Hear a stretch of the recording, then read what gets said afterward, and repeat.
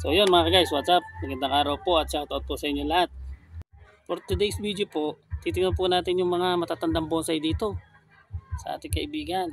Silipin po natin kasi po pinapaalis na po niya.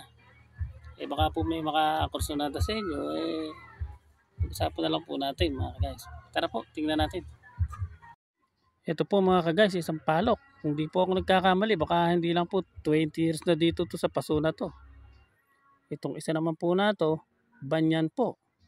Naka-cascade po siya at may bato rin po siya. Oh. Napakalaki pong banyan nito mga ka-guys. Ayan, tingnan nyo naman. Oh. Napakalaki po ng puno. Ayan, pati pinagtataniman niya, sobrang laki. Ito naman po isang to, duhat po ito mga ka-guys. Maganda rin po yung duhat na to, napakatandaan na itsura. Yan po, pagka mayroong mga kursunada sa inyo.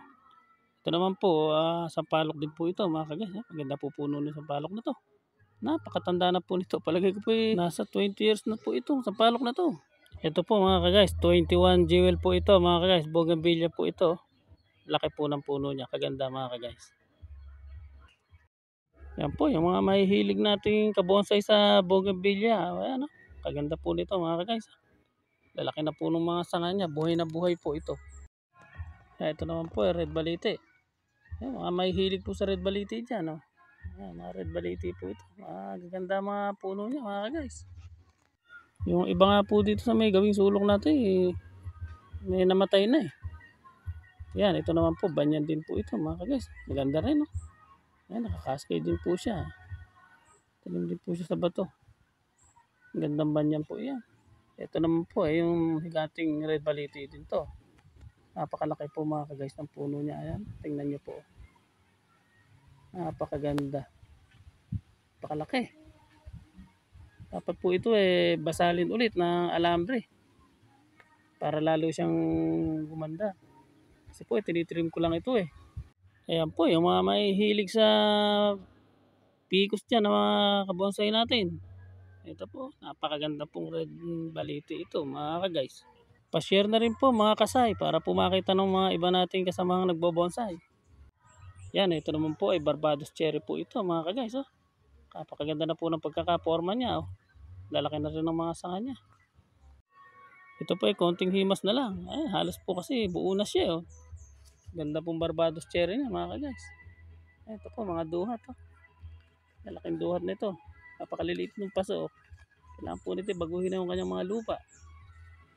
Napakatanda na rin po yung duhat na yan. Oh. Mga namumunga po yata ito mga duhat na to eh.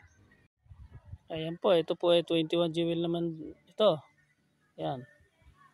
Ito nga, kaganda po ng pagkakasalampak niya. Semi-cascade pa po ang dating nito mga guys. Ayan, tingnan nyo. Yan pa isa, nakabato naman po siya. Ayan, 21J po yan. Naka-limestone, galing. Pa-share na rin po mga kasay para po maraming makakita nito. Matulungan nating mag-alis yung ating kaibigan. Yan, mga ano po ito. Hibiscus naman po yung isa na yan sa likod. Ayan, hibiscus. Yan, meron pa po dito bluebell. Ayan, napakagandang bluebell po ito mga guys. Oh. Napakatanda na rin ito. Bata pa akin, nakikita ko na po dito itong mga bonsai na to eh.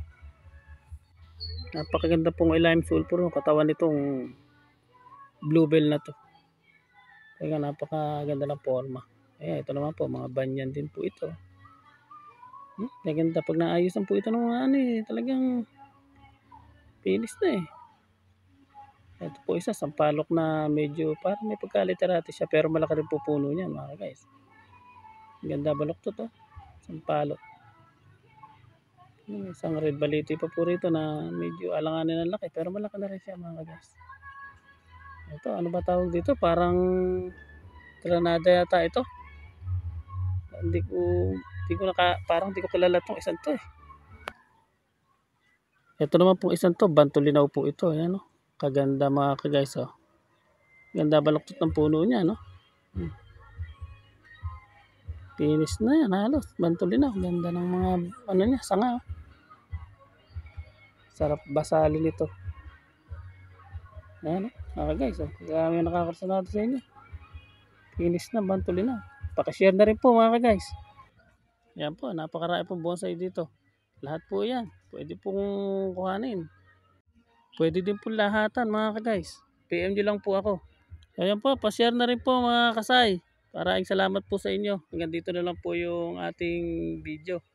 Maraming salamat po sa panonood nyo. Ingat po kayo palagi.